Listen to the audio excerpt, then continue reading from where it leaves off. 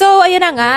On the way kami neto, kasama ko si Ante Marta at saka si Ate Meshi, papunta kaming bayan. Pero bigla kaming napatigil sa gilid ng daan dahil meron kaming nakita doon sa may damuhan. Nakikita nyo na ba kung ano ang nakatago sa loob ng damo? Tama, isang maliit na pusa. Ito ang magiging first ever project namin para sa Ante Marta sa Honesty Store. Iniisip nga namin kung tinapon ba siya kasi malinis yung pusa, tapos dinouble check na rin ni Mama kung may iba pang mga kasama kasi baka mamaya nandyan lang pala yung pamilya niya. Naisipan na namin siyang isama sa bayan kasi sabi ni ate idaan na rin daw namin sa vet para ma-check up muna.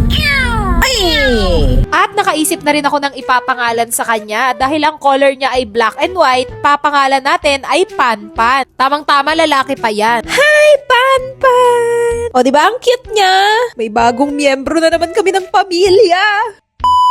Eto na nga yung ganap. Pagdating dun sa may vet, eto na nga si Doktora Ten nagpa-pack up na kasi sarado na sila. 6 o'clock yung sara nila, nakarating kami yan parang mga around 6:20. Syempre nakakaya naman kung mag-overtime pa siya, diba? Pero chinek naman ni Doc, sabi naman ni Doc, healthy naman daw yung itsura nung pusa.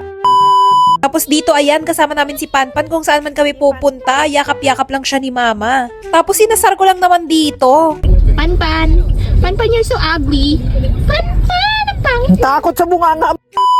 At eto na yung status niya, te. Nagpunta kasi kami ng mall dahil may bibilihin kami. At ayan si Panpan, nasa loob ng tote bag. Nakasilip lang yung ulo niya at ilalabas niya pa yung ulo niya dyan, te. Ang cute! Hindi na ako masyadong nag-iingay sa tabi niya kasi parang ayaw niya sa mga malalakas yung boses, te. Panpan, mali ka ng pamilyang napuntahan. So ayan, nilagay namin siya dito sa basket. Lumalabas kasi siya dun sa bag kanina. Ante, kala mo talaga ang bait niya dito. Pag nakarating to sa bahay namin at nakita ibang mga pusa namin, panigurado, mawawala yung kabaitan niya. Panpan, ipakita mo kung sino ka. Ante, tignan nyo, sobrang cute nyo.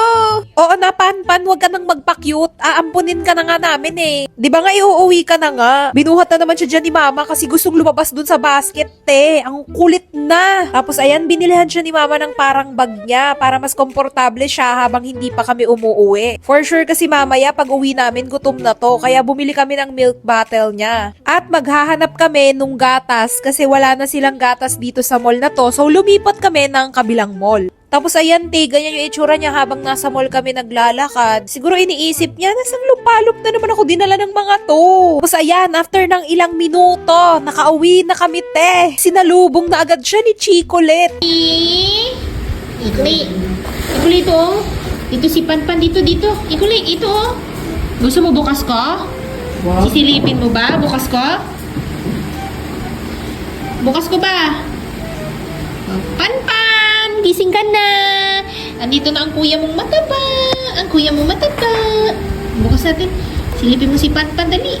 Syempre, alam nyo na kung meron din kayong mga pusa sa bahay nyo, kapag merong bagong pusa sila na nakita, kailangan maaamoy nila yan. Kaya ayan, te, binuksan ko yung bag niya para makita at maamoy siya ni Chicolet. Kasi tignan nyo, talagang usisero na yung datingan ni Chicolet dito. Okay lang, ha? Ito.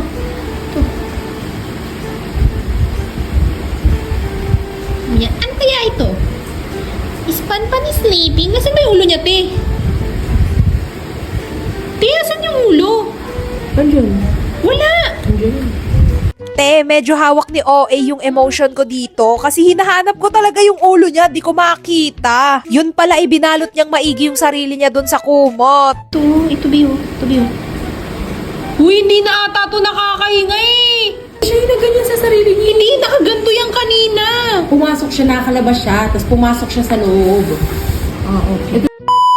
Tapos ayan, ini-inspection na siya dito ni Chicolet. Inaamoy-amoy siya. Tapos ayan, nagising na si Panpan. Pero sinara ko muna ulit yung bag niya kasi baka mamaya maggulo-gulo pa sila. Kasi di ba ganun yung mga pusa sa unang pagkikita, hindi muna nila gusto yung isa't isa. Dus, kunwari lang yan. Pero makalipas ang ilang araw, makikita mo naghaharutan na. Tapos ayan, pinakilala ko na rin siya kay Blippi, yung maliit na orange. At si Winter naman, yung puti. At ito yung dahilan kung bakit ko siya pinangalan ng Panpan. Para silang We Bear Bears.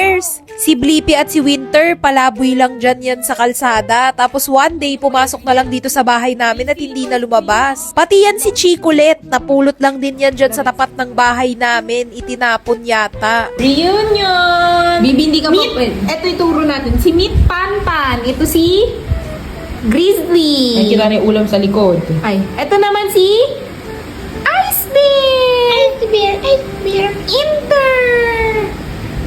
Ayun sa likod, si Nom Nom. Ito si Greasy. Tapos ayan, naghahapunan na si Panpan at si Marikit, inggit na inggit, nandun sa labas lang ng bag niya, nakasilip. Ayan nga pala si Marikit, napulot lang din niya ni Mama sa palengke. Marami pa kaming alaga mga ante, hindi nyo pa nakikilala lahat. Ipapakilala ko na lang sila sa inyo sa mga susunod pang videos. Babu!